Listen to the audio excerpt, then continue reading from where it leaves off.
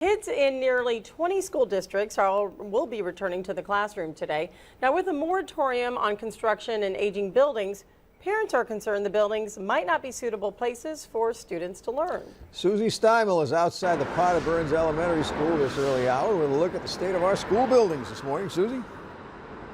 Good morning, Frank and Barbara. Here at the Potter Burns Elementary School, about a year ago, we did a report about a ceiling collapse that closed school here for a couple of days. This is one of the structures listed by the Department of Education as badly needing repairs, and it won't be getting any before the start of the school year.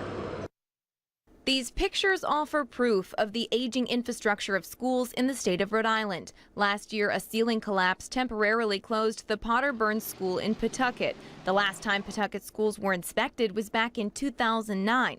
Regardless of leaky roofs and conditions considered hazardous to students, each building was deemed structurally sound. Kids will return to the 95-year-old Potter Burns School Tuesday. In Richmond, a similar story. Elementary school students won't have a gym for the start of the school year. The ceiling is collapsing there too. Physical education will now be held outside. It goes to show you the deferred maintenance on these schools are starting to really hit home. Michael Sabatoni represents a construction laborers union. He says the infrastructure issue isn't just a safety concern. It could have more negative economic impacts in the future. And the longer we wait, the more, the price keeps going up, and the building's getting worse and worse shape. It costs more money to fix.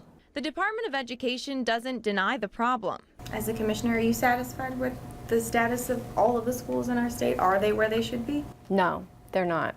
Education Commissioner Deborah Gist says the state just doesn't have the money to fix all of these buildings. In fact, the General Assembly voted this summer to extend a construction moratorium on school repairs. Gist's department did study the issue. The report shows each school was rated on a scale of 1 to 4, 1 being good condition, 4 being poor condition, and hindering teachers' ability to educate their students. 14 schools were given a 4. The average score is 2.05. More than 50% of Rhode Island schools are more than 50 years old. The Department of Education also offered a price tag. It would cost $1.79 billion to bring all of these aging structures up to a 1, meaning good condition. If you're curious where your school falls on the spectrum, we did post a link to the study on our Facebook page. For now, live in Pawtucket, Susie Steimel, NBC 10 News.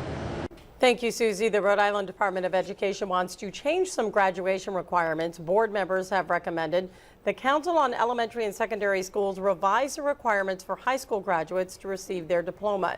Now, this comes after a new law placed a moratorium on the use of state assessments as one of the requirements until 2017. Now, the department wants the council to clarify the use of state assessments before the moratorium expires. The department hopes the new requirements will begin with the class of 2020. In Boston,